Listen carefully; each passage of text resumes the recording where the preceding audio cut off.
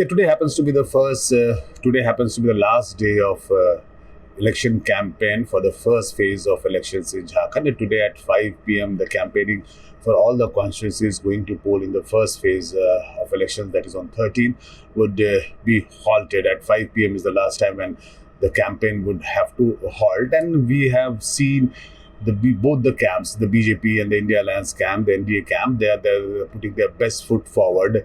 None other than the Prime Minister himself was yesterday, whole day he spent in Jharkhand, and he held a public rally at Bokaro first, and then at Gumla, and then a massive road show in Ranchi. Now, this particular battle of Jharkhand is all about garnering the tribal votes. The tribals are the very decisive chunk here, and it's the tribal votes which actually decide the fate of the constituencies in fate of the candidates in more than 70% of the constituencies in Jharkhand. And that is the reason why both the factions, whether it's an NDA camp, whether it's a India Alliance camp, they always talk about issues which revolves around tribals. We saw Prime Minister himself actually attacking the JMM, attacking the Congress on tribal issues. He mentioned about Draupadi Murmu, that how they were opposed to her being elected as a president of the country.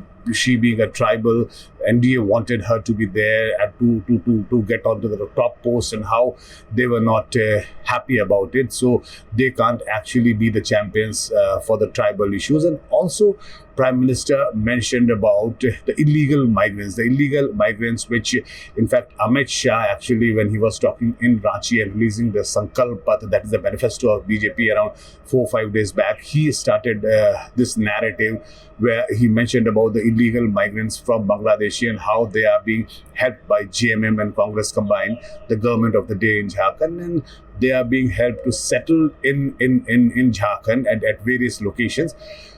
The allegation of NDA is that if these people are allowed to settle illegally in Jharkhand, so what they will do, they will be eating into the resources meant for tribals. So basically, if JMM and Congress combined is trying to help these illegal immigrants settle in Jharkhand, then they are not the real champions of the tribals cause.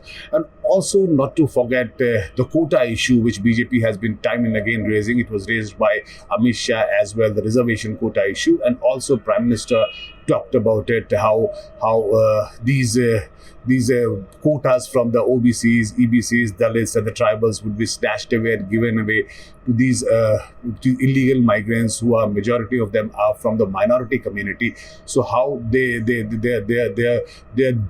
quota which they enjoy as of now might actually go to the non-tribals, to the minorities, to the illegal immigrants coming from Bangladesh. And this narrative was set in by Home Minister Amit Shah, and now Prime Minister also continued on it. And yesterday we saw it when he was speaking at public rallies both at Bokaro and Gumla. So Jharkhand basically is a tribal dominated state. Jharkhand is a state where tribals are in a very decisive position, and they actually they decide the fate of the candidates in most of the constituencies.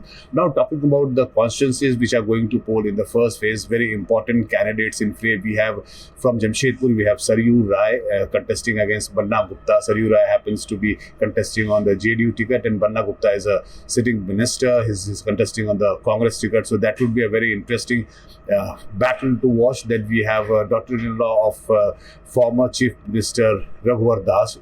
She's also contesting on the Jamshedpur East. She's contesting. So that would be a very interesting battle to watch. You have Ranchi battle, which would be very interesting. You have CP Singh contesting against Mahua Majhi. Mahua Bhanji was the Rajya Sabha MP from JMM, and she is now contesting as for the assembly elections on JMM ticket, and she is pitched against CP Singh, who happens to be a stalwart in BJP, and he has won that constituency 5 times in a row. So this would be the 6th time if he is re-elected. Then you have Arjun Munda's wife, which is very interesting. Arjun Munda's wife, she is contesting from Potka. Potka is a constituency where Arjun Munda happens to be a BJP stalwart. He is a former chief minister, and she is contesting as from the Potka. Then you have Champai Soren, not to forget Champai Soren. Champai Soren is a former chief minister from Saraikela. He is seeking re-election from Saraikela. Geeta Koda happens to be seeking re-election from Jagannathpur. Then Naveen Jaiswal is from Hatia, and you have Sudhesh Mehto from Mandar. So very important constituencies going to poll in the first phase. Very important candidates in fray, and these will be the candidates who will be keenly watched by all of us, and we'll keep you updated as to what happens. But as of now, today at 5 p.m, the campaigning for the first phase will be halted, and but in all the other constituencies which is going to poll in the second phase, the campaigning continues, and you'll see that it's all about basically the tribal votes. It's about the women voters, it's about the youth voters, because we have seen how not only Prime Minister but also the Home Minister tried to lure the women voters. He talked about giving them a waiver in terms of registry fee if the property is registered in the name of the women voters.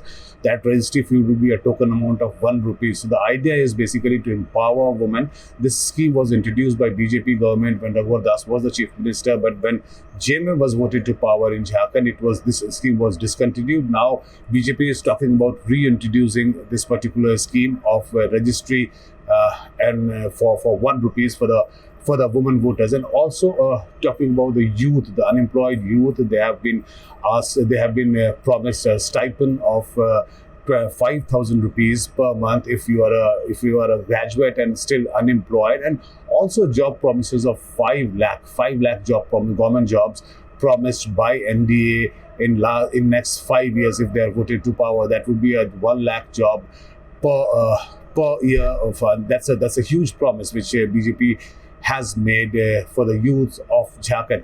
And not to forget for the women voters, the way the stipend which they get, the way that limit has been increased by BJP today under this Maiya Samman Yojana. The JMM actually pays them a stipend of 1,000 rupees a month, which the JMM has promised that if they are voted back to power, it would be increased to 2,000 rupees. Now BJP has gone ahead and said that if they are voted to power, this particular stipend would be under the Go Didi Yojana, and it would be increased to 2,500 rupees. So that's a substantial increase from 1,000 rupees, which is the existing scheme, and 2,500 rupees is what NDA is promised. So basically, if you see the narrative being on the ground, the narrative of both the camps, the NDA and the India Alliance camp, it's about wooing the women voters, wooing the youth, and not to forget, and most importantly, the tribal voters, who are the decisive vote bank as far as the Jharkhand is concerned.